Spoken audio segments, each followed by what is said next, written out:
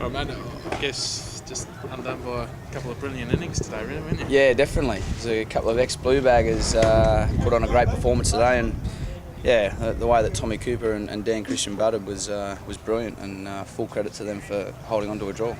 I guess, mate, you got 2 points out of this game, but it makes that game against Queensland next week pretty crucial, doesn't it, in terms of not falling too far behind? I mean, it's good to get on the scoreboard. I mean, last time when we were up against the over rates, I thought we were going to lose points before we even started getting some. But I think from now on, it's important that we try and drive, results-driven games. And I thought the boys did a standout job. The quicks to back up after our first innings there, and we spent over 200 overs in the field. I'm proud of our boys in the way that we stuck at it.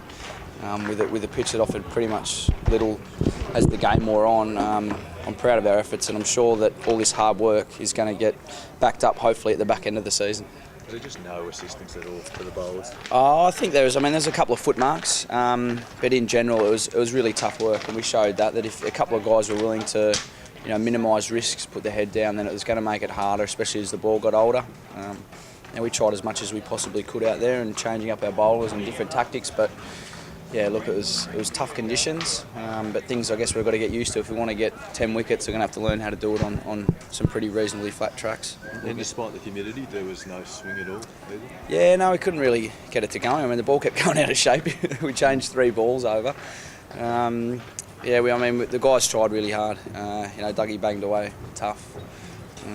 We were hopefully maybe thinking there could be a little bit of inconsistent bounce, but it stayed pretty true most of the game. And it's just something we're going to have to go back and address and learn some different tactics, whether it be across the seam or around the wicket, or just some maybe stuff that we haven't maybe looked at yet. But it's a great learning experience for our young quicks and for our young spin attack too.